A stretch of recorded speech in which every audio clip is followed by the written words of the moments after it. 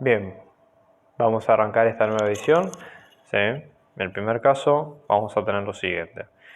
Tenemos una función que va a ir, en este caso, de R2 en R, ¿sí? Que es esta función que vemos acá, f de xy, que nos va a quedar como x al cubo por y, ¿sí? Menos 3 por x por y más y al cuadrado, ¿sí? ¿Qué es lo que hay que hacer básicamente en esta función? O en este caso, es encontrar los extremos locales, ¿sí? Indicando, obviamente, dónde están ubicados, ¿sí? Cuánto valen y, efectivamente, básicamente si son máximos, si son mínimos, etcétera, etcétera. ¿Sí? Clasificarlos y ver qué es lo que ocurre. ¿Ok? ¿Qué es lo que tenemos que tener en cuenta en este tipo de casos, ¿no? En primer lugar, si son extremos, van a cumplir ciertas condiciones, ¿no? En primer lugar, la idea es tratar de hallar, como todo, el dominio de la función f, ¿sí? Como para tratar de ver con cuáles puntos podemos contar y con cuáles no, ¿sí? Entonces, en este caso, por ejemplo, la idea sería la siguiente. El dominio de nuestra función, por ser una función polinómica, nosotros vamos a tener que, efectivamente, el dominio de nuestra función nos va a quedar con todo R2. Y obviamente esto se traduce también a las funciones derivadas de esta función original, ¿sí? Si sacamos la derivada parcial de f respecto de x, en primer lugar, esto nos va a quedar como 3 por x al cuadrado por y menos 3y, ¿sí? Y luego la derivada parcial de f respecto de y, que esto nos queda como x al cubo menos 3 por y. En este caso, derivada parcial respecto de x, de y respecto nos queda de esta manera, más 2y. Con lo cual, fíjense que ambas también son funciones polinómicas, ¿sí? Y el dominio de ambas nos va a quedar también en términos de todo el plano R2. ¿Ok? Entonces, lo que vamos a tener en cuenta de acá es lo siguiente, ¿no? El dominio de esta función derivada va a ser todo R2. El dominio de esta función derivada también va a ser todo R2. ¿Ok? Y ahora sacamos las derivadas cruzadas, que también es condición de esto, ¿no? Derivada segunda respecto de x, volvemos a derivar esta función, pero respecto de x. Entonces, en este caso, esto nos queda 2 por 3, que es 6, por x por y. También el dominio de esta función, como es una función polinómica, nos va a quedar como todo R2. ¿Ok? Hacemos la derivada parcial cruzada, primero respecto de f y luego de x y luego respecto de y. Esto nos queda como 3x al cuadrado menos 3. Luego sigue siendo una función escalar, así que vuelve a quedar todo en R2. Luego tenemos la segunda derivada respecto de y, que acá nos queda simplemente como 2. Obviamente volvemos a tener R2. Y luego la derivada primero respecto de y, luego respecto de x, que si hicimos bien las cuentas, debería darnos igual que la segunda derivada cruzada. Entonces, en este caso, pequeña corrección acá, cuando derivamos, esto nos queda 3x al cuadrado menos 3. Obviamente, el dominio de la función sigue siendo todo R2. Entonces, ¿para qué nos sirve esto? Bueno, en primer lugar, nosotros lo que encontramos es, básicamente, que es una función, primero, de clase C sub 1, ¿sí? Esto, básicamente, que el dominio de ambas derivadas parciales nos dé todo R2, quiere decir que la función es de clase C sub 1 en todo el plano. Esto quiere decir que las derivadas parciales primeras son continuas en todo punto del plano. ¿Está bien? Eso es importante como para tenerlo en cuenta, ¿sí? Y después, nosotros lo que vamos a tener también es que va a pasar lo mismo con C sub 2, que es esta otra parte para las derivadas segundas. Entonces, todas las derivadas segundas son continuas, con lo cual la función es C sub 2 en todo R3. Esto es muy importante en todo R2. Esto es muy importante al momento de sacar los extremos locales, ¿sí? Porque fíjense qué es lo que va a ocurrir. Para los extremos locales, nosotros simplemente lo que tenemos que hacer es tratar de ver cuáles son los valores donde tenemos las primeras derivadas que valen 0, en x y en y. Eso es lo que nos permite sacar de entrada los puntos, ¿sí? Cuánto nos quedan, o ubicar los puntos que tengan esas derivadas en 0. ¿Está bien? Entonces venimos acá y esto nos va a quedar. Por ejemplo, para localizar, vamos a encontrar todos los puntos críticos, que son los x0 y 0, ¿sí? Que son los puntos críticos. ¿Esto qué ocurre? Hay que sacar que las derivadas parciales ambas sean 0 simultáneamente. Entonces lo planteamos como un sistema de ecuaciones, ¿sí? Entonces decimos la derivada parcial respecto de x, que esto nos queda como 3x al cuadrado por y menos 3y, y la derivada parcial de f respecto de y, que esto nos queda como x al cubo menos 3x más 2y, ¿sí? Ambos la vamos a igualar a 0. ¿Está bien? Entonces, por ejemplo, de la primera ecuación vamos a tener, supongamos, una de las cosas que se puede hacer es sacar y o 3y como factor común de la primera ecuación, ¿sí? Entonces tendríamos x al cuadrado menos 1 es igual a 0. Y en este caso, básicamente podemos diferenciar ambas partes, ¿no? Vamos a tener x al cubo menos 3x más 2y, ¿no? Yo empezaría, por ejemplo, por trabajar esta primera ecuación, que es la que estoy marcando acá en rojo, ¿sí? Una multiplicación donde alguno de los dos valores puede dar 0, ¿sí? Entonces nosotros tendríamos, por ejemplo, de la ecuación 1 vamos a tener 3 por y por x al cuadrado menos 1 es igual a 0. Eso quiere decir, o nos da dos posibilidades, ¿sí? O que y puede hacer 0, o 3y puede hacer 0, o x al cuadrado menos 1 sea 0, ¿sí? Con lo cual, de acá, puede ser o que y sea 0, o que x pueda ser más o menos 1. Es decir, de acá vamos a sacar dos combinaciones de puntos por ahora, ¿sí? Básicamente, nosotros lo que vamos a tener puede ser, en este caso, ¿sí? Hay que tratar de ver cualquiera de las dos, pero todavía no sabemos, puede ser o una o la otra, ¿sí? Pero por ahora, con esto solo, podemos encontrar algún punto que sea de ese sentido y reemplazarlo sucesivamente en los valores de la ecuación 2, por ejemplo. Entonces, esta sería la ecuación 2, que es la que está acá, ¿no? Sol, y vamos a reemplazar estos valores en la ecuación 2. ¿Está bien? Entonces decimos, en este caso, en la ecuación 2, ¿cómo vamos a tener, no? Si supongamos tenemos y igual a 0, esto nos queda x al cubo menos 3x, que esto es igual a 0, x por x al cuadrado menos 3, que esto es igual a 0, con lo cual acá abrimos dos valores, ¿sí? Que x sea 0 o que x al cuadrado menos 3 sea 0, con lo cual acá se abren dos valores más, que x pueda ser o la raíz positiva de 3 o que x pueda ser menos la raíz positiva, ¿sí? Menos la raíz negativa, ¿no? Obviamente. Entonces, en ese caso, vamos a, ¿sí? a ordenar un poquito más esto y cómo nos va a quedar la idea, ¿sí? ¿Cuántos puntos tenemos acá? Fíjense, vamos a ir combinándolos. X puede valer raíz de 3 e y valer 0, o x puede valer menos raíz de 3 e y valer 0, ¿está bien? Con lo cual, ¿qué es lo que vamos a tener? Que un punto nos va a quedar como raíz de 3, 0, ¿sí? Otro punto nos va a quedar como menos raíz de 3, 0, ¿está bien? Y luego otro de los puntos, que es el x0, entonces ya acá ya sacamos 3 puntos, ¿no? Que esto va a valer 0 en ambas partes, ¿ok? Esa sería, digamos, la justificación por ahora. Después tenemos la otra opción, que es lo que pasa si x vale más o menos 1 en la ecuación 2, ¿no? Entonces, venimos acá y decimos, en la ecuación 2, por ejemplo, si yo reemplazo que x valga 1, ¿cómo me va a quedar esto? 1 al cubo menos 3 por 1 más 2y, que esto es igual a 0. Acá vamos a tener 1 menos 3, que es menos 2.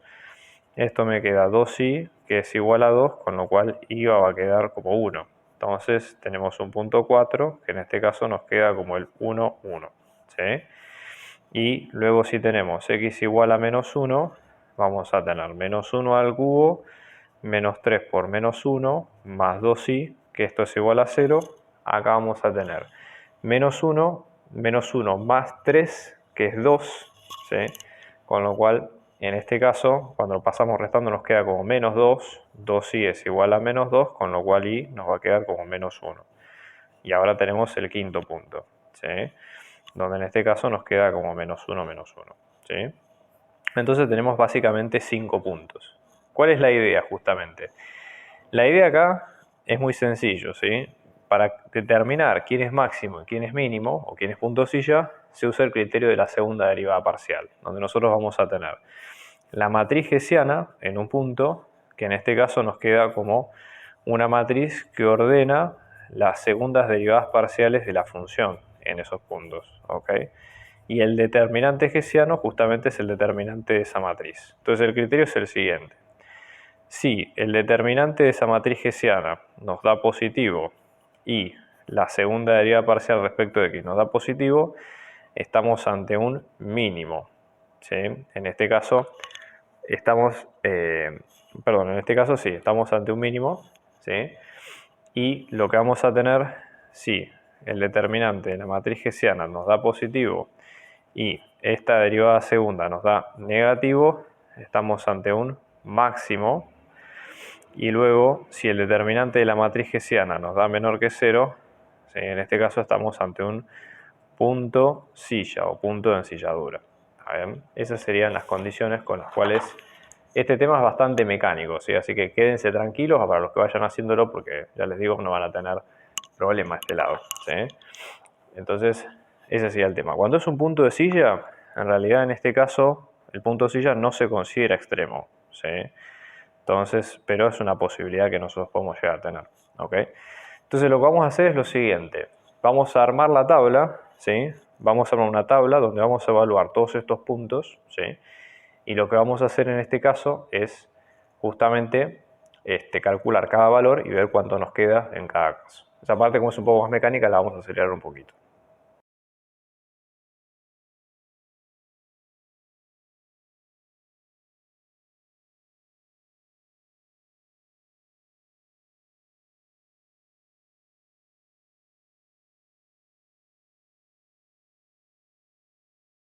En este caso, ¿qué es lo que nosotros vamos a tener, ¿no? Acá hicimos todas las sustituciones. Entonces vamos a recordar un poco lo que habíamos dicho, ¿no? Por ejemplo, yo empezaría leyendo esta tabla de la siguiente forma, ¿no? Viendo un poco el signo que tiene el determinante de la matriz hessiana. Entonces lo que yo me voy a fijar es todos aquellos valores donde el determinante de la matriz hessiana dé negativo, automáticamente son puntos silla, ¿está bien? O en este caso no son justamente extremos, ¿sí? Que va a ser el 0, 0, el menos 3 raíz de 3, 0 y menos 3 raíz de 0. Son estos tres puntos que están acá. Con lo cual acá los vamos a ir descartando, ¿sí? ¿Qué es lo que pasa con los otros dos puntos, ¿no? Con el menos 1, 1 y con el 1, 1. Bueno, en este caso, el signo, ¿sí? de los determinantes hessianos son positivos, con lo cual fantástico. Y después tenemos que ver qué es lo que ocurre en estos casos con las segundas derivadas, ¿sí? de las funciones. Entonces, en este caso lo que vamos es que ambos signos de las segundas derivadas, tanto de x como de y, son positivos, con lo cual la conclusión de acá es que en este caso ambos puntos se tratan de mínimos locales, ¿sí? Entonces, que son efectivamente estos dos puntos que nosotros tenemos hasta acá. A ver. Entonces ya con esto tenemos una idea, ¿sí? de cómo clasificar justamente el valor, ¿sí? Y luego básicamente para sacar las imágenes de la función o los valores de la función simplemente hay que reemplazarlos y ya está, no hay mucho más.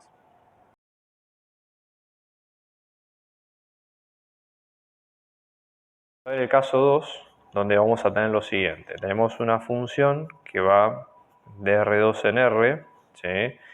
Donde en este caso vamos a tener x menos 1 por y la raíz cuadrada, todo esto sobre la raíz de x menos y en este caso. La idea es, con estos datos tenemos que encontrar dos cosas. Primero, hallar el dominio de esta función y luego hallar el conjunto de nivel 1. ¿sí? Entonces, en este caso, para definirlo sería la intersección que tiene esta función con el plano z igual a 1. Ustedes recuerden siempre que el dominio de una función básicamente son, o el conjunto de nivel de una función son todos los puntos del dominio que tienen una imagen constante. ¿sí? Esa sería la idea central de esto. Entonces vamos a arrancar por el principio. ¿Cómo encontramos, por ejemplo, el dominio de f? Acá básicamente la idea es todo lo que nosotros consideremos como parte del dominio tiene que ser una buena solución de nuestro problema, ¿está bien? Con lo cual nosotros básicamente lo que vamos a tener es que para que sea una buena solución tiene que satisfacer a todas las partes de la ecuación. Tenemos que ver un poco qué es lo que hay ahí adentro, ¿no? Primero, ¿no? A grosso modo nosotros tendríamos la primera raíz, que es la parte superior. Supongamos que esta parte la llamamos A, que es la que estamos marcando acá en rojo, y la parte inferior, que va a ser la parte B. ¿Está bien? Entonces, mirando por separado, el dominio de F lo podemos considerar como que es la intersección de dos dominios, ¿no? El dominio de la parte A, intersección con el dominio de la parte B. Esto conceptualmente es importante para entender, ¿sí?, que todo lo que nosotros elijamos como dominio de nuestra función tiene que ser solución de todos los puntos de nuestro problema, no pueden ser solamente de algunos de ellos, ¿sí? Entonces, pensando por ejemplo en la parte del dominio de A, ¿no? ¿Qué es lo que caracteriza acá la parte A? Primero que nosotros tenemos una raíz cuadrada. Todo lo que está dentro de una raíz cuadrada, si la raíz es de orden par, digamos de cualquier grado, ¿no? Todo lo que esté adentro de una raíz de grado par tiene que ser necesariamente mayor o igual que 0, ¿sí? Entonces eso fuerza a que lo que está dentro de A, que es esta multiplicación, tenga que ser necesariamente mayor o igual que 0. Y lo podemos plantear como una desigualdad y de hecho empezar a resolverlo desde ese lado, ¿no? Entonces decimos, por ejemplo, en este caso, que x menos 1 por y tiene que ser mayor o igual a 0, y en base a esto lo vamos abriendo, ¿está bien? Siempre que ustedes tengan, por ejemplo, una multiplicación de dos números y esa multiplicación les dé de signo positivo, van a tener dos posibilidades. La primera es que ambos números sean positivos, o la segunda es que ambos números sean negativos, ¿sí? Entonces nosotros tenemos que ir resolviendo las dos partes por separado, ¿está bien? Entonces vamos a tener, por ejemplo, que x menos 1 sea mayor o igual a 0 y que y sea mayor o igual a 0, o que x menos 1 sea menor o igual a 0 y que y sea menor o igual a 0. ¿Está bien? Lo vamos a ir resolviendo de ese lado, ¿sí? Fíjense, una opción, por ejemplo, en estas dos primeras ecuaciones uno podría sumar 1 a ambos lados y tendríamos x mayor o igual a 1 y y mayor o igual a 0, o x menor o igual a 1 e y menor o igual a 0. ¿Está bien? Con lo cual, básicamente, hay que tomarlos como si fueran dos dominios por separado estos, ¿sí? Vamos a llamar a esto, provisoriamente, vamos a llamarle a este dominio, ¿sí?, A sub 1 y a este dominio A sub 2. ¿Está bien? Entonces, vamos a decir que el dominio de A va a ser el dominio de A sub 1, que es esta desigualdad, o el dominio de A sub 2. Lo voy a decir de esta manera simplemente para simplificar las cuentas, ¿está bien? Nada más, uno podría ir graficándolo y después ir resolviéndolo por partes. Yo lo voy a hacer así más que nada para que sea más ordenado y más prolijo con las cuentas, nada más. ¿Está bien? Bien, entonces ahora vamos a hacer el dominio de la parte B. Entonces, acá, ¿qué es lo que hay que observar primero de esta cuenta? B está en un denominador, con lo cual B no puede ser 0. Pero a la vez lo que está dentro de la raíz cuadrada tiene que ser mayor o igual a 0. Por lo tanto, para que pueda satisfacer ambas condiciones a la vez, eso implica, ¿sí?, que, digamos, para que pueda satisfacer ambas condiciones a la vez, tiene que ocurrir que lo que está dentro de esa desigualdad sea mayor estricto que 0, para evitar el caso de mayor o igual a 0. ¿Está bien? Entonces lo vamos a plantear desde ese lado, para el dominio de B, ¿sí?, que vamos a tener x menos y, que lo vamos a poner como que es mayor estricto que 0. Por este tema, ¿sí? Porque tendría que ser mayor o igual a 0 si fuera solamente la raíz, pero estamos considerando el caso donde esto nos pueda ser 0, ¿sí?, por ser digamos, un denominador, ¿correcto? Entonces lo vamos a ir resolviendo. Lo bueno que tenemos acá es que es un denominador que se puede resolver medianamente sencillo, porque ¿qué es lo que va a ocurrir en este caso, ¿no? Venimos acá, vamos a tener menos y, paso sumando, esto me queda como menos x, y por lo tanto y me va a quedar como menor que x, ¿sí? Este sería el dominio de B, ¿está bien? Y entonces ahora vamos a dibujar todas las partes de la función. Entonces, en este caso, vamos a tener, ¿no?, por ejemplo, acá tenemos el y acá vamos a tener x, ¿no?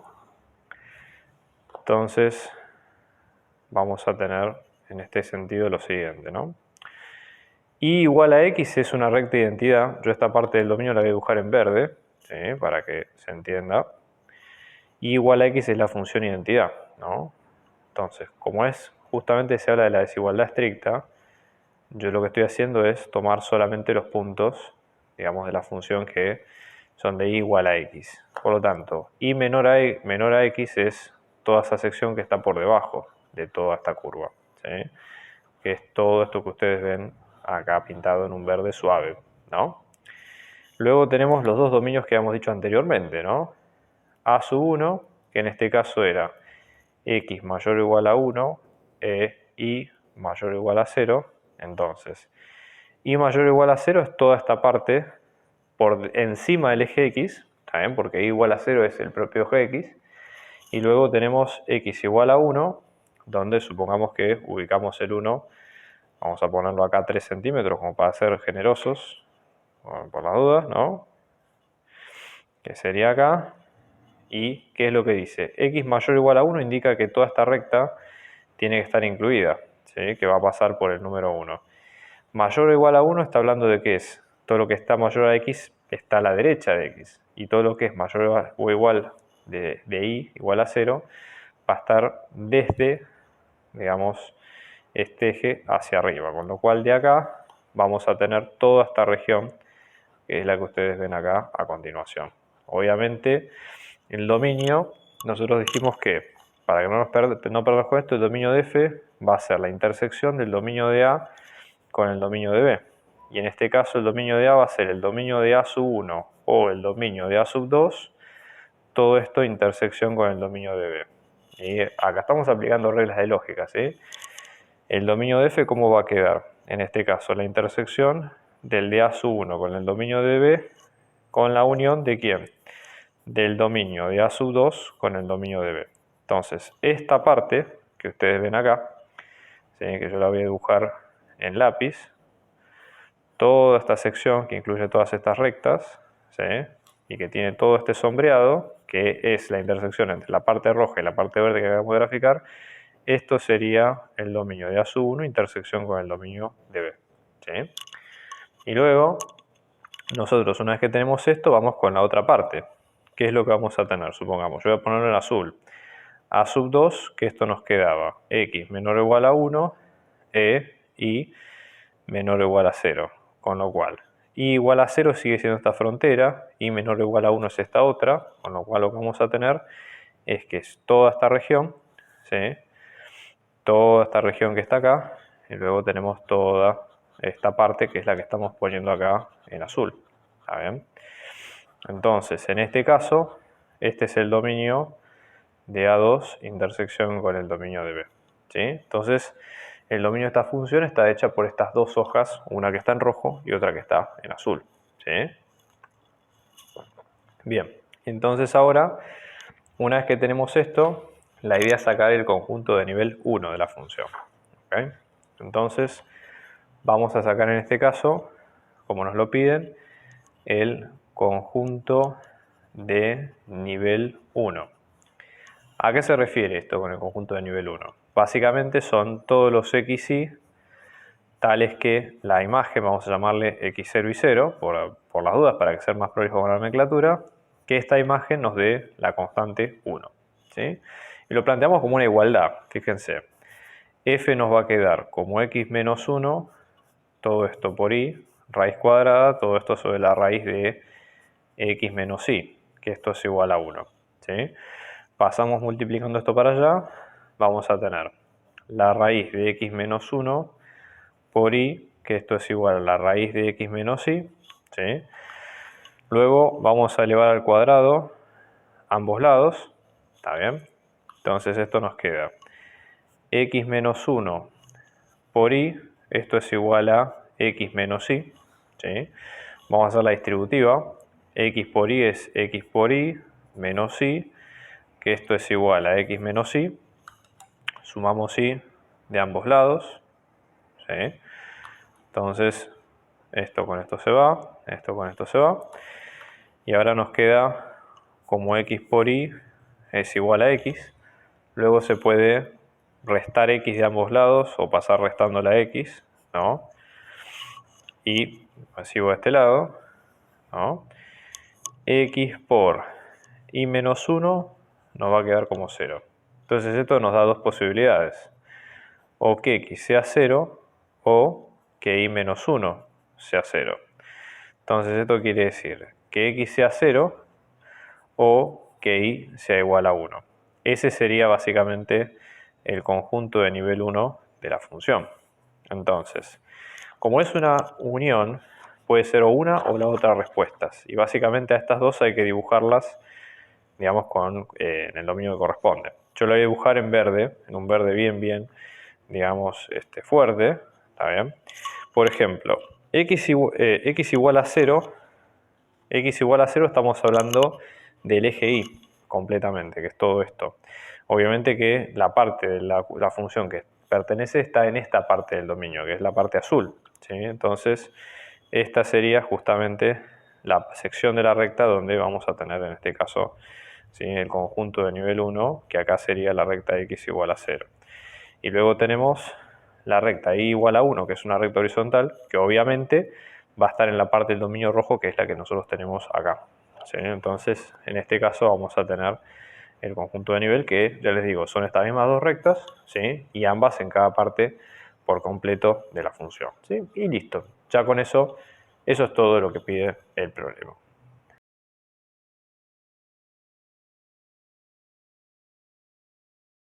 Vamos a ver ahora el caso 3, que consta de lo siguiente, ¿no? Yo voy a tener una función h, que es el resultado de componer dos funciones, f compuesta con g, ¿no? Yo lo que conozco de acá es que f es de clase C2, ¿sí?, con lo cual voy a tener segundas derivadas parciales continuas en esa función, ¿está bien? No la conozco a esa función g, así que no puedo contar con la función, digamos, con nombre y apellido, pero lo que sí conozco es una función g en función de x y, que acá me da con las dos componentes, ¿no? Que es una función vectorial y voy a tener, por ejemplo, xy más x en esta primera parte y luego tengo x al cuadrado por y en la segunda, donde básicamente tengo las dos componentes, ¿no? G sub 1 y luego tengo G sub 2, ¿sí?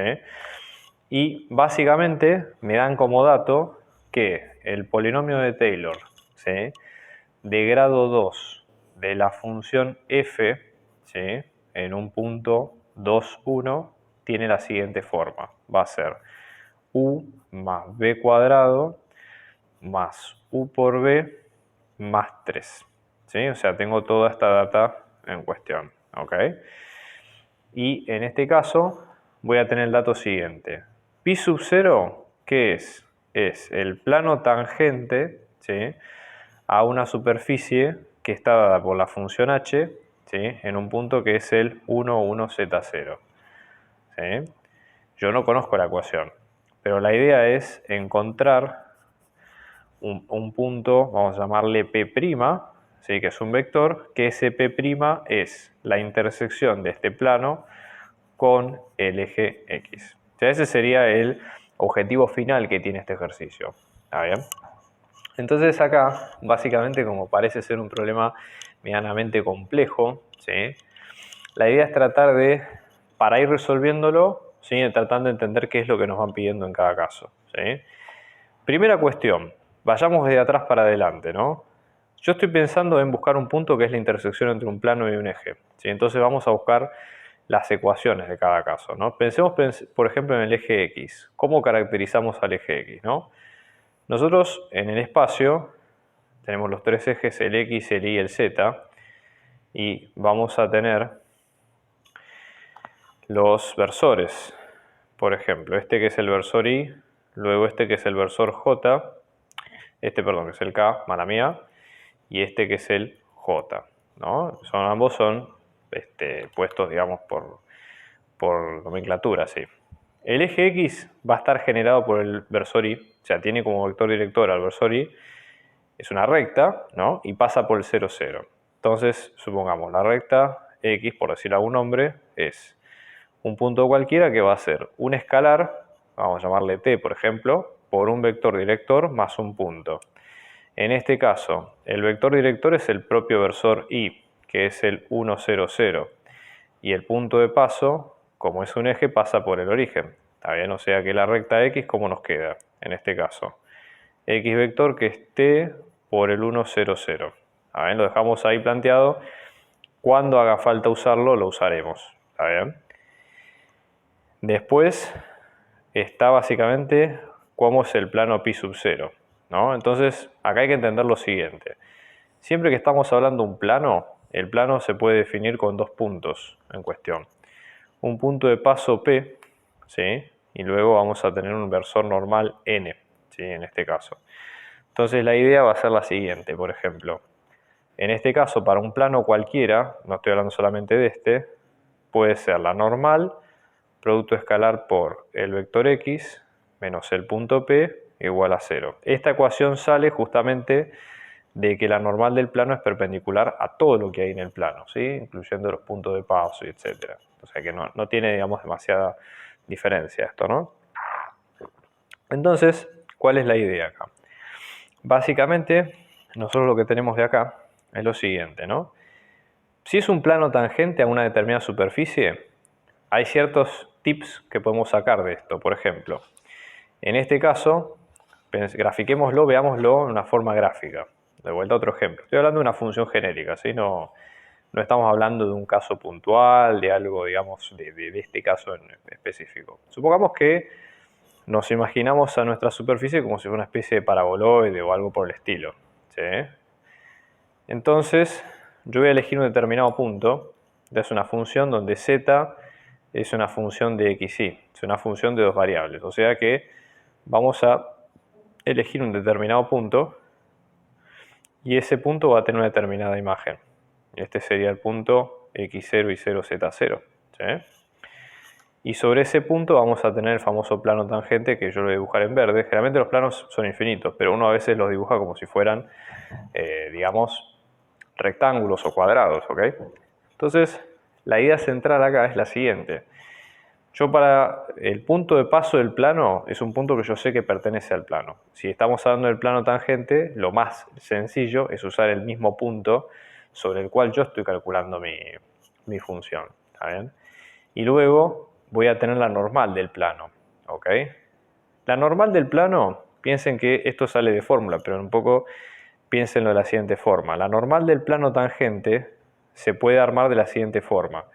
Yo puedo sacar las derivadas parciales de esta función, ¿sí? Menos zx, menos z respecto de y luego un 1. Esto sale de fórmula, ¿está? Es algo bastante estandarizado en este caso. Con lo cual, el plano tangente, ¿sí? A h en este punto, que es el 1, 1, z0, para ese h nos va a quedar de la siguiente forma. La normal, que es menos la derivada de h respecto de x en ese punto, menos la derivada de h respecto de y en ese punto, y 1, todo esto por x y z menos el punto, que en este caso es el 1, 1, z0 igual a 0. ¿Está bien? Entonces, teniendo en cuenta esto, básicamente acá nos faltan, ¿qué datos faltan para sacar en este caso? Por ejemplo, z0, ¿cuánto vale? Que no es otra cosa que el h en el 1, 1, ¿sí? Porque es el punto en esa función, y luego las derivadas parciales en ese punto. Entonces ya vamos entendiendo cuál es el norte que tiene este ejercicio, porque ahora entendemos qué es lo que nos piden sacar. ¿Ok? Entonces la idea es decir, bueno, ¿qué es lo que nosotros sabemos de h? Nosotros sabemos que h es f compuesta con g. Es decir, acá cuando hay una composición de funciones recomiendo, ¿sí?, que ustedes dibujen el diagrama de flujo de cómo está armada la función. Es decir, qué variables entran y qué variables salen respectivamente en cada una de ellas. ¿Sí? Entonces, por ejemplo, g es una función que va de R2 en R2. O sea, van a entrar las letras x e y por cómo está armada la función, y acá van a salir respectivamente las componentes vectoriales, que van a ser g1 y g2. Ambas, g1, si son las variables de entrada de f, por ejemplo, se va a llamar u en este caso, y esta va a ser la variable b, que va a entrar respectivamente en f. Y f es una función de R2 en R1, y acá vamos a tener f en función de u y de b. Bueno, a todo este conglomerado, que lo voy a pintar acá en verde, todo esto es la función h, que es la composición de las dos. O sea, esto es lo que se llama h como f compuesta con g. Entonces yo me tengo que centrar específicamente en el punto que me pide, que en este caso es el 1, 1. ¿Sí? Entonces lo que voy a hacer es centrar el 1, 1. Entonces entro 1 para x y entro 1 para y. Y voy a sacar la imagen de esto. ¿Sí? Entonces me tengo que fijar cómo está armada la función g.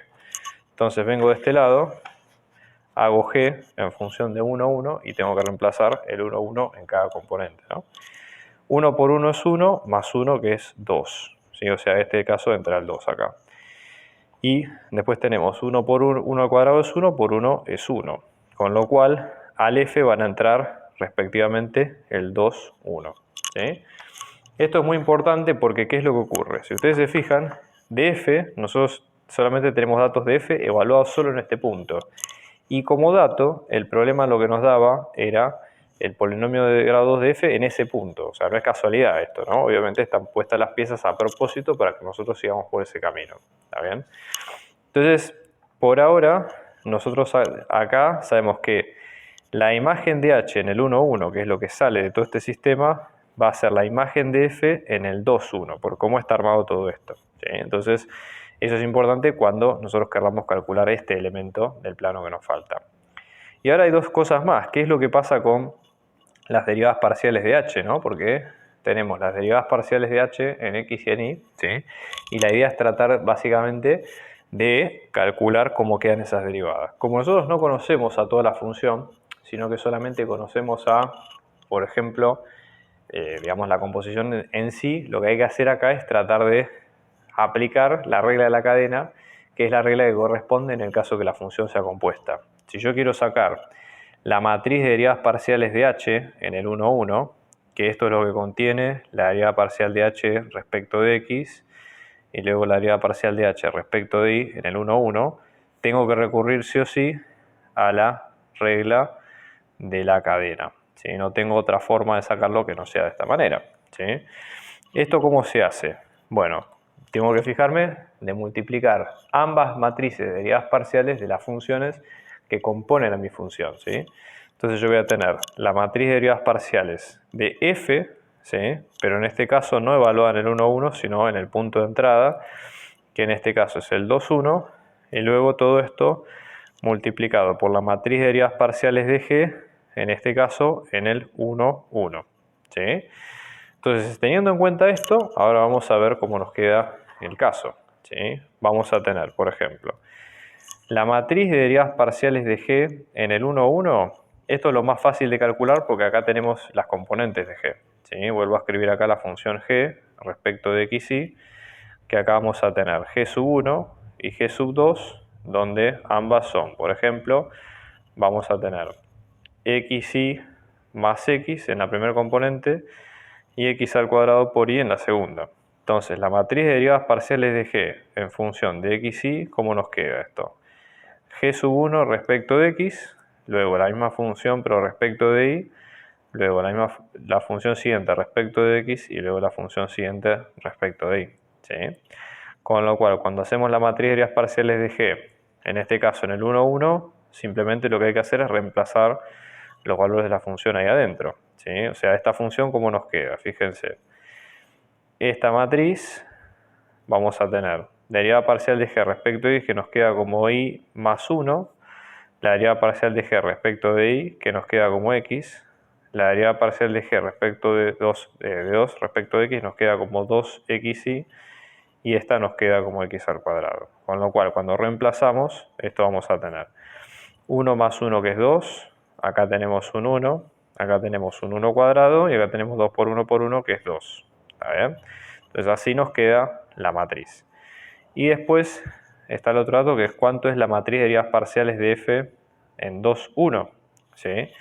Recuerden que f es una función de R2 en R, con lo cual esta matriz de derivadas parciales nos va a quedar como el gradiente de f, que es la derivada parcial de f respecto de u, y luego la derivada parcial de f respecto de b, ¿sí? En ese caso. ¿Está bien? Entonces, básicamente nosotros como dato tenemos el dato del valor del segundo polinomio de Taylor de grado 2. ¿sí? Eso es lo que nos da como dato el problema. ¿Cómo lo podemos desarmar?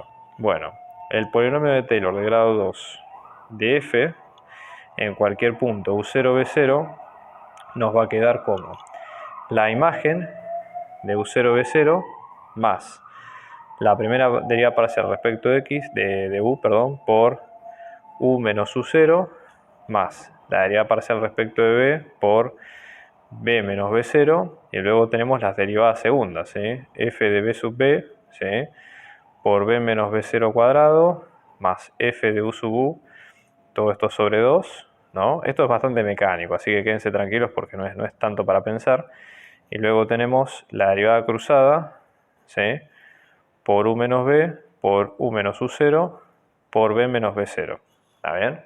Eso es todo lo que nosotros tenemos. Entonces ahora la idea es, viendo esto y viendo el dato que tenemos, simplemente de acá solamente necesitamos el valor de las primeras derivadas y obviamente la imagen de la función en el punto.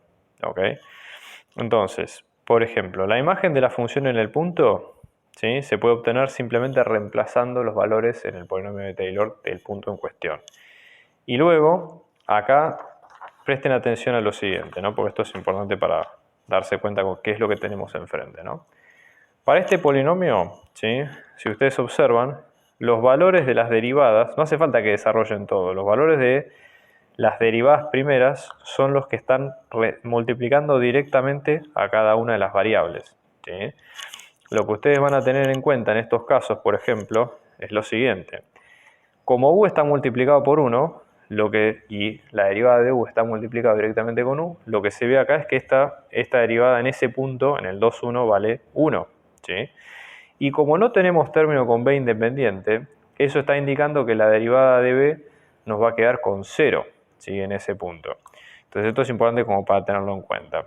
Entonces en este caso, ¿sí?, vamos leyendo o interpretando bien esto, sacamos todo. Fíjense, vamos a calcular las derivadas de f, ¿no? ¿Qué es lo que nosotros sabemos? Lo que hay que hallar en este caso, ¿sí?, es la derivada de f respecto de u en el 2,1 y la derivada de f respecto de b en el 2,1. Como nosotros conocemos el polinomio de grado 2, ¿sí?, lo que nosotros vamos a saber es que, por ejemplo, la derivada de f respecto de u en el 2,1 es lo mismo que la derivada del polinomio que nosotros sabemos respecto de u en el 2,1. Comparten las mismas derivadas, por lo menos hasta el grado 2. ¿Sí? El polinomio de u en el 2,1, ¿sí?, el polinomio, mejor dicho, de grado 2 respecto de f en el 2,1 nos había quedado, en este caso, como u más, en este caso, habíamos tenido b cuadrado más u por b más 3. ¿Sí? Entonces ahora cuando hacemos las derivadas, p respecto de u nos queda como 1 más b, y p respecto de b nos queda como 2b más u. Entonces ahora, si lo reemplazamos en el 2,1, esto nos queda como 1 más 1, que es 2. Y luego si hacemos la derivada de b en el 2,1, que esto nos queda la misma derivada en el 2,1, que acá vamos a tener, en este caso, vamos a tener 2 por 1 más 2, que esto es 4. ¿Sí? Entonces ahora, cuando vamos a la regla de la cadena, decíamos la matriz de derivadas parciales de h en el 1,1, esto nos quedaba. La matriz de derivadas parciales de f en el 2,1 por la matriz de derivadas parciales de g en el 1,1, que esto nos queda 2,4 por el 2,1, 2,1, que esto nos queda 2 por 2, 4, 4 por 2 es 8, ¿sí? 4 más 8, que es 12, y luego tenemos 2 más 4, que en este caso nos queda con 6, ¿está bien? Entonces ahora, cuando vamos al plano tangente, ¿sí?, de h en el 1,1, ¿qué es lo que vamos a tener? Z, que es el h en 1,1 más h sub x por x menos 1 más h sub i por i menos 1. ¿Sí? O sea que esto nos queda la imagen en el 1,1, ¿está bien?, que en este caso nos quedaba como 8, más la derivada parcial respecto de x, que es esta, h sub x, ¿no?, y esta es h sub i. Entonces vamos a tener 12 por x menos 1 más 6 por i menos 1. ¿Sí? Y ahora, básicamente, tenemos que hacer la intersección con el eje X, que ya la habíamos parametrizado, ¿no? El eje X, ¿cómo nos quedaba? Esta recta nos queda t por 1, 0, 0, que esto nos va a quedar como t, 0, 0. ¿Sí? O sea, esto van a ser los valores de x, de y y de z. Entonces vamos a reemplazar todo. ¿Sí? Entonces, en este caso, venimos acá y decimos 0 es igual a 8 más 12 por t menos 1 más 6 por 0 menos 1. Entonces vamos a tener, esto es menos 6, 8 menos 6 es 2.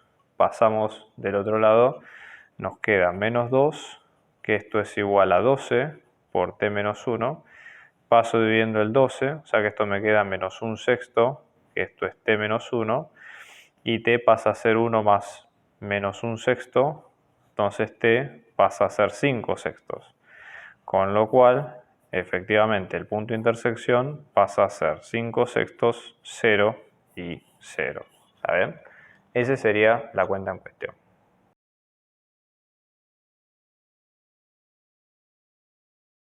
Vamos a hacer ahora el 4, que consta de lo siguiente, ¿no? Yo voy a tener una curva C en función de t, que está dada por una curva paramétrica que está dada por t cuadrado más t. Luego voy a tener t menos t al cubo, y luego voy a tener 2 por t a la cuarta, ¿no? Donde en este caso t es cualquier número real. ¿Sí?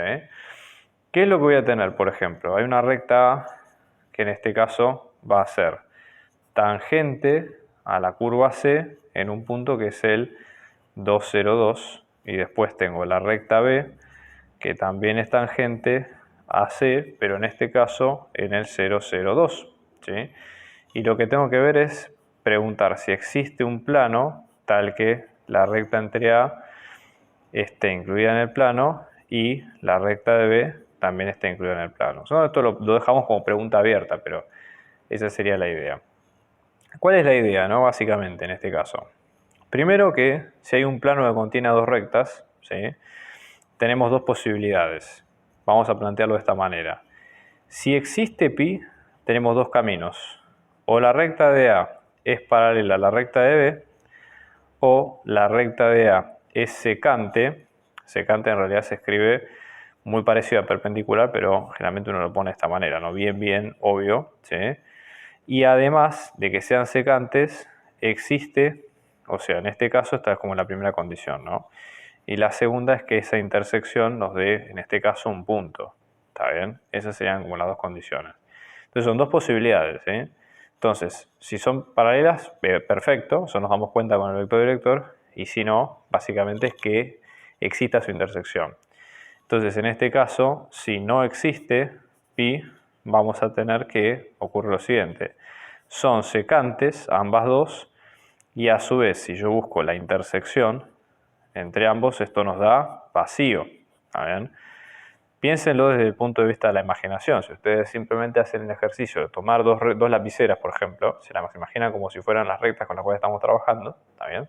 Si existe una intersección entre las dos, entonces hay sí o sí un plano que las contiene en el caso de que sean las distintas. En cambio, si son alabeadas y no podemos justamente intersectarlas, eso no es posible. ¿Okay? Entonces, en este caso, eso es un poco el plan de ruta que nosotros tenemos. Son como las dos opciones, ¿no? Pero acá en este caso, ¿qué es lo que nosotros decimos que hablamos con rectas tangentes, ¿no? Entonces pensemos en este término. Piénsenlo de la siguiente forma, ¿no?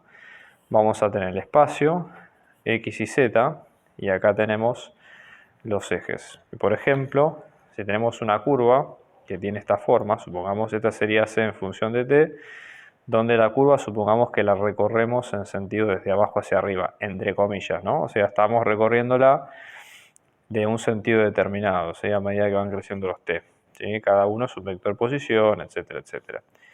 Entonces, por ejemplo, si yo estoy hablando, no estoy hablando de estos dos A y B, ¿sí? Que si no voy a dibujar dos puntos por separado, llamémosle alfa y llamémosle beta. Si yo quiero sacar las rectas tangentes, ¿a qué tengo que recurrir? Básicamente a los vectores derivados, ¿sí? Esto es como, para que ustedes entiendan, es un concepto de física. Yo puedo pensar esta recta como que es la función posición, ¿sí? O el vector posición de un objeto en el espacio en función del tiempo, por ejemplo. ¿Está bien? Entonces, en base a eso, mientras yo lo piense de esa manera, ¿sí? Lo que voy a tener siempre es una función, sí, que me va a ir describiendo el recorrido punto a punto y con el cual voy pudiendo sacar cuánto me queda cada caso. Y la tangente justamente me va a decir la inclinación. Entonces, toda recta, ¿qué es lo que necesita una recta? Básicamente, un vector director y un punto de paso. ¿Está bien? Entonces, en este caso, dado que esto es así, que necesito un vector director y un punto de paso, el vector director yo lo saco con la tangente a la curva y el punto de paso es el propio punto que me da el problema. ¿Sí? Entonces B básicamente va a ser la derivada de esa función en el punto que corresponde. ¿Se entiende? Esa sería la idea central de esto. ¿Ok? Entonces, en este caso, si tenemos que pensar en rectas tangentes, por ejemplo, vamos a llamarle, supongamos que llamamos T sub A, tal que la imagen en ese T sub A nos va a quedar como el punto A, que este es el 202, y después tenemos el T sub B, tal que la posición en el T sub B nos queda como el punto B, que en este caso es el 002. ¿Está bien?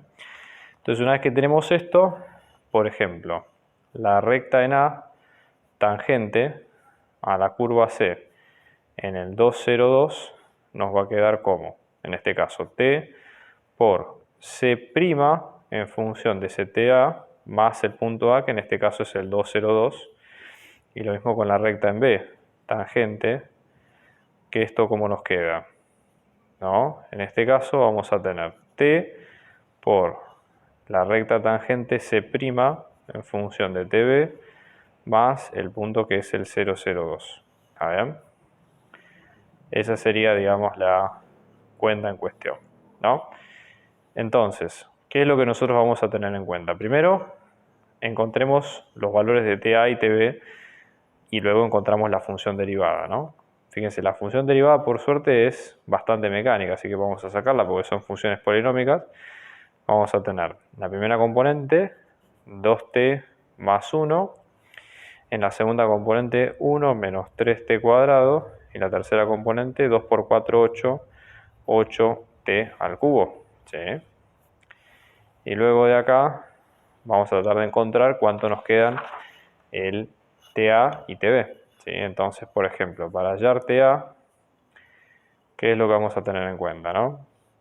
En este caso decimos, para la curva original, TA al cuadrado más T sub A, después tenemos T sub A menos T sub A al cubo, y después tenemos 2 por T sub A la cuarta. Todo esto nos quedan los puntos que es el 202, ¿no? Entonces cuando igualamos vamos a tener T sub A al cuadrado más T sub A, que esto es igual a 2, T sub A menos T sub A al cubo, que esto es igual a 0, y 2T sub A a la cuarta, que esto es igual a 2. ¿Sí? Con lo cual, de acá, por ejemplo, si vamos a la primera, esta sería la ecuación 1, la 2 y la 3. Supongamos, de la 3, ¿sí? Divido ambos lados por 2, o sea que esto me queda T sub A a la cuarta, que me da 1, con lo cual T sub A me va a quedar, me puede dar o más 1 o menos 1. ¿Sí? Cuando voy a la ecuación 2, digo T sub A por 1 menos T sub A al cuadrado, esto me queda 0. T sub A 0 lo descarto porque ya no cumple con la segunda ecuación. Y luego T sub A al cuadrado menos 1 es igual a 0, me abre la posibilidad a que T sub A o sea 1 o sea menos 1. ¿Sí? Y si voy a la ecuación 1, ¿qué es lo que voy a tener? Si yo reemplazo, por ejemplo, T sub A que valga 1, esto me queda 1 al cuadrado más 1 me da 2. Así que perfecto.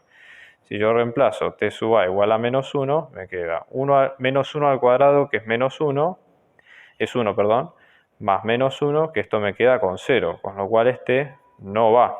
¿Sí? Entonces T sub A tiene que ser, en este caso, 1. Esa es la única respuesta correcta. Entonces C sub' de T sub A igual a 1, ¿cuánto nos queda? En este caso, 2 por 1, 2, más 1 que es 3, 3 por 1 que es 3, 1 menos 3 que es menos 2 y 8 por 1 que es 8. ¿Sí? Este sería el vector director en este caso. ¿Está bien? Bien. Y ahora hay que repetir el mismo proceso, pero para t sub b. ¿Está bien? Entonces, por ejemplo, para t sub b vamos a hacer lo siguiente, ¿no? Yo voy a tener, por ejemplo, ¿no? Venimos acá, voy a tener t sub b al cuadrado más t sub b, ¿sí? Tengo t sub b menos t sub b cubo, y acá tengo 2 por t sub b a la cuarta, que todo esto me queda igual al punto, que en este caso es el 0, 0, 2. ¿Está bien? Entonces, ¿qué es lo que voy a tener, por ejemplo? Si voy a la tercera ecuación, supongamos, esta es la 1, esta es la 2 y esta es la 3. Entonces, para la 3 tenemos 2 por t sub b a la cuarta, que esto nos queda 2, con lo cual t sub b nos va a quedar como más o menos 1. Luego, de la 1, t sub b cuadrado más t sub b, que esto nos queda en 0, con lo cual t sub b por t sub b más 1, que nos dan 0, con lo cual de acá t sub b nos va a dar menos 1.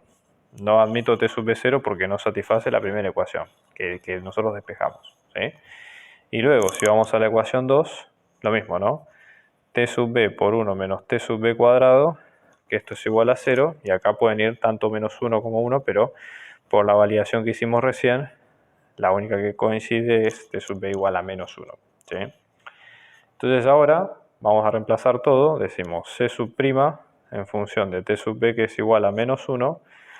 ¿Esto cómo nos queda? 2 por menos 1 es menos 2, más 1 que es menos 1, menos 1 al cuadrado que es 1, 1 menos 3 que es menos 2, y menos 1 al cubo que es menos 8, por menos 8 que es menos 8. ¿Está bien? Con lo cual ya tenemos todos los elementos para armar las rectas. Por ejemplo, la recta en A, tangente, nos va a quedar como t por el vector que es el 3 menos 2, 8, más el punto que en este caso es el 2, 0, 2. Y luego esta recta, voy a cambiarle el escalar, ¿sí? En este caso que esto me queda como alfa por menos 1, menos 2, menos 8, más el punto que en este caso es el 0, 0, 2, ¿no? Vamos a buscar la forma genérica de esto. Esto sería 3t más 2, después tengo menos 2t y acá tengo 8t más 2. Y acá voy a tener, ¿sí?, menos alfa, menos 2 alfa, y tengo menos 8 alfa más 2. ¿Está bien? Entonces vamos a buscar la intersección entre ambas partes, por ejemplo, ¿sí?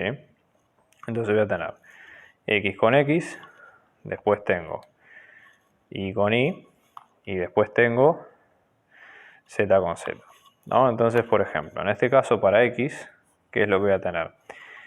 3t más 2, que esto es igual a menos alfa. Para y, ¿qué es lo que voy a tener?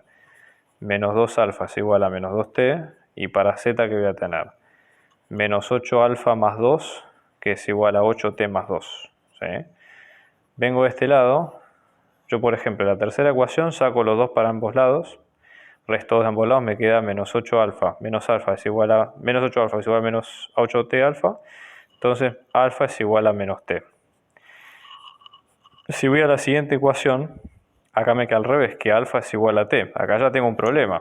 Y si voy acá, me queda 3 alfa más 2 es igual a menos alfa. Con lo cual acá hay un determinado valor, ¿sí?, que cumple. Entonces, ¿cuál es la conclusión ante esto? Básicamente este sistema no tiene solución. ¿Qué quiere decir esto? ¿Sí? Quiere decir que la intersección entre A y B da vacío, con lo cual no existe ese plano pi que nos pregunta. Y una de las cosas que nosotros nos habíamos dicho es, ¿realmente nos fijamos si las rectas no eran paralelas, que era el segundo caso? Bueno, ahí es donde entra a jugar este tema, ¿no? Nosotros los vectores directores de la recta los sacamos cuando sacamos, ¿sí?, las derivadas de esa función posición, que son estos. Y lo que ustedes ven acá es que estos vectores no son paralelos entre sí. A simple vista, hasta los números son parecidos. Podemos encontrarlo matemáticamente, pero, digamos, a golpe de vista se puede observar que no son, con lo cual, listo, digamos, no tiene demasiada vuelta este tema, por lo menos por ahora. Bien, vamos a seguir el siguiente caso, que consta de lo siguiente. Nosotros vamos a tener una determinada ecuación, que es la que sigue, ¿no? X por y por z más x por z al cuadrado más logaritmo natural de 2z más y menos 4 menos 6, que todo esto es igual a 0, ¿no? Entonces, básicamente hay que probar varias cosas, ¿no? Dado esto. En primer lugar, la idea es verificar que en este caso z es una función de x, y, o sea, en este caso que está definida en forma implícita, ¿no? Decimos acá implícitamente. ¿Sí? Implícitamente justamente por este tema. Una vez que tengamos eso, básicamente la idea es hallar, ¿sí?, la máxima derivada direccional de f en este punto que es el 1, 1. ¿Sí? Y ver en qué dirección se produce la derivada. Entonces, ¿cuál es la idea acá, no? Básicamente, el tema es pensar esto de la manera que sigue, ¿no? Obviamente, si ustedes observan la ecuación, z está puesto de forma tal que no es fácil, digamos, o de casi imposible, de hecho, despejarla en forma limpia en esa ecuación, ¿sí? O sea, yo no la puedo dejar sola la variable en un solo lado y poner el resto de las cosas del otro lado. Entonces, acá la idea es tratar de pensar esto como si fuera una superficie de nivel, o sea, darle a esta ecuación otro significado, como si fuera una superficie de nivel, ¿sí?, en este caso de nivel 0 de una determinada función, ¿sí?, una función, ¿sí?, de tres variables, f de x y z, f mayúscula, que en este caso es igual a 0. ¿Sí? Entonces eso permite, digamos, darle otro enfoque al problema. ¿Sí? ¿Qué es lo que vamos a tener nosotros acá? Esta función, en función de x y z, simplemente es todo este lado de la ecuación, ¿está bien?, que es el que ustedes acaban de ver al principio.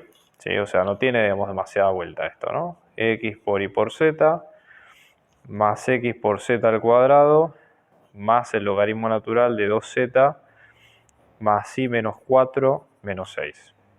Entonces tiene que cumplir, para justamente verificar lo que pide z, tiene que cumplirse tres condiciones. ¿Sí? Entonces, primera cuestión, ¿no? En este caso, de las condiciones que pide, que vamos a enumerarlas a continuación, ¿cuáles son? La primera, por ejemplo, es que en este caso pase en el 1, 1. ¿Sí? O sea, en este caso toda esta ecuación está centrada en el punto 1, 1, que es para, obviamente, x e y. Entonces tenemos que encontrar cuánto vale z0, cuánto es la imagen del 1, 1 en ese punto, que obviamente esa imagen va a dar 0, ¿sí?, porque sabemos que es una superficie de nivel. Entonces eso sí nos permite despejar un valor de z para ese punto en especial. Entonces ponemos 1, vamos a ir reemplazando a partir de acá, ¿no? Vamos a tener 1 por z0 más 1 por z0 al cuadrado más el logaritmo natural de 2 por z0 más 1 menos 4, todo esto menos 6, que esto es igual a 0. ¿Sí?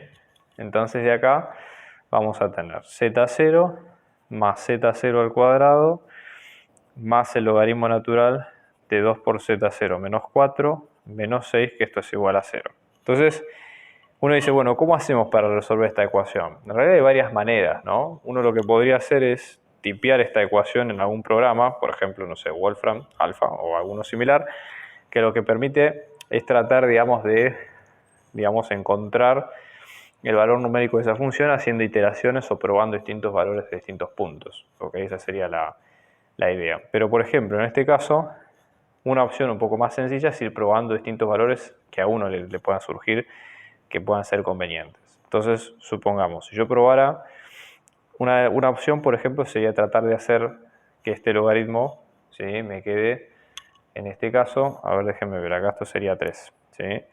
Una opción, por ejemplo, potable, sería hacer que este logaritmo tienda a hacerse, por ejemplo, 1. El logaritmo de 1 va a valer 0.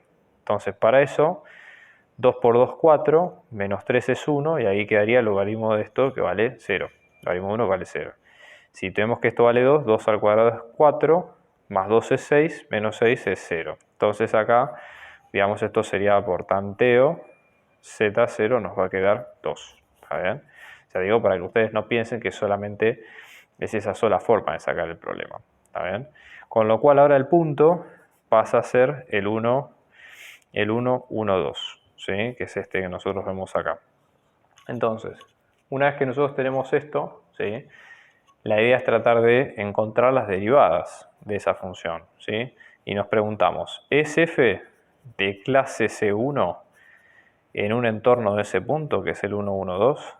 Para esto, ¿qué hay que hacer? Hay que calcular el gradiente de f, que son las derivadas parciales de esa función, ¿sí? Y después evaluar sus dominios. Ese sería el paso. ¿Está bien?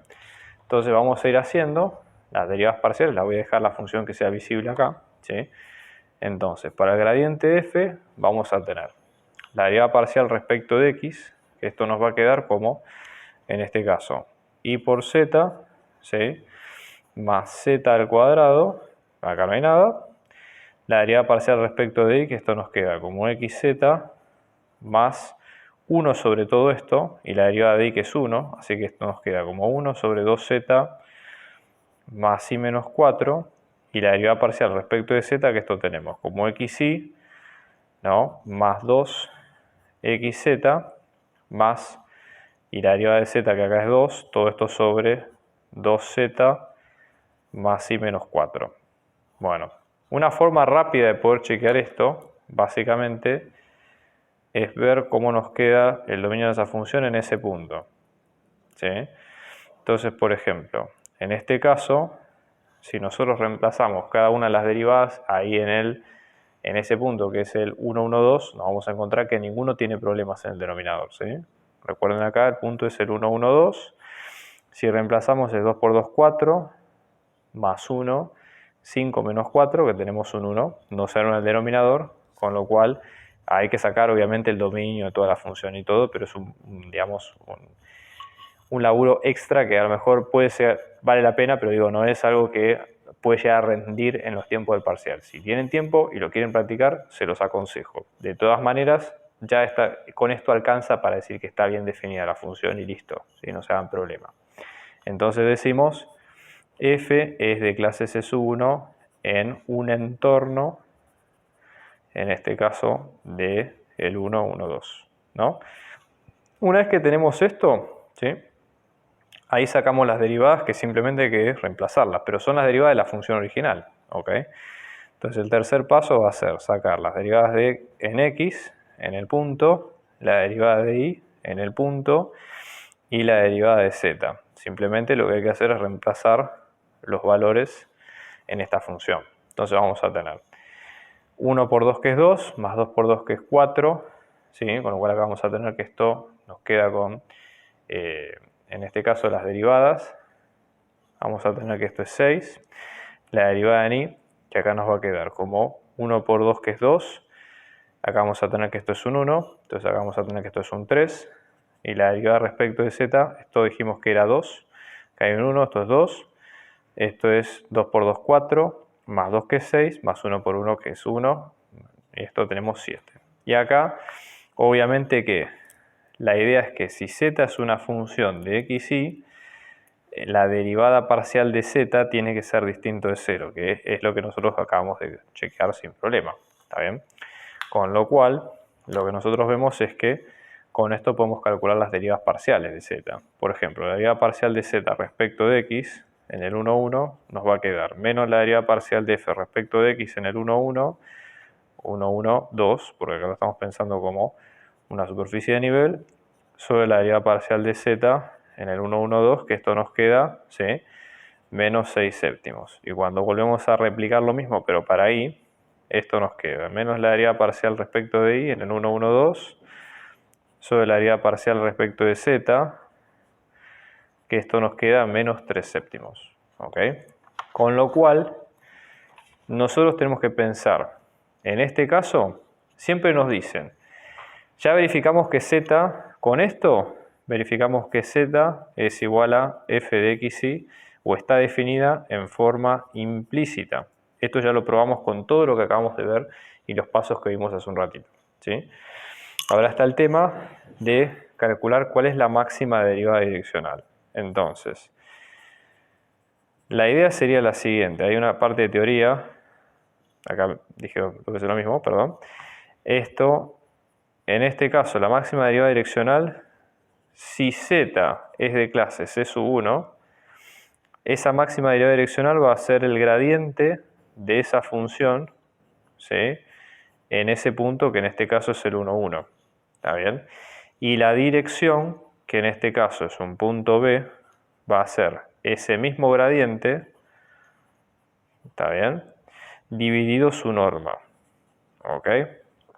El gradiente está hecho de las derivadas parciales, que es lo que sacamos recién. Entonces, si ustedes se fijan, lo que vamos a tener es que el gradiente de z en el 1, 1, ¿cuánto nos queda? Menos 6 séptimos y menos 3 séptimos. ¿Sí? Con lo cual, la norma de z en el 1, 1, del gradiente, esto nos queda 6 al cuadrado sobre 49, más 9 más 3 al cuadrado, ¿sí?, todo esto sobre raíz cuadrada. Y en este caso, lo que vamos a tener va a ser 36 más 9, todo esto sobre 49, ¿sí?, todo esto en raíz cuadrada, ¿no? Entonces, en este caso, esta norma, ¿cómo nos queda? Fíjense.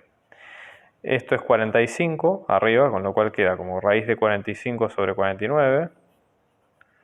¿Sí? Y nos queda como raíz de 45 sobre 7. ¿Está bien?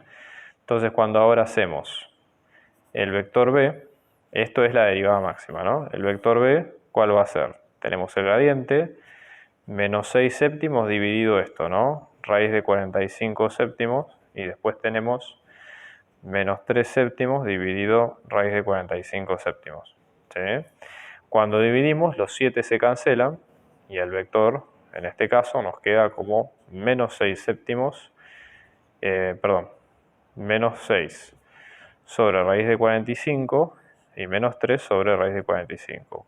¿Cuál es la idea? Siempre que ustedes se manejen en una determinada dirección, ¿sí?, la idea justamente es que ese vector les vaya a quedar de norma 1, con lo cual es importante que ustedes chequen siempre que eso se cumpla, ¿sí? Así que bueno, eso sería todo por ahora.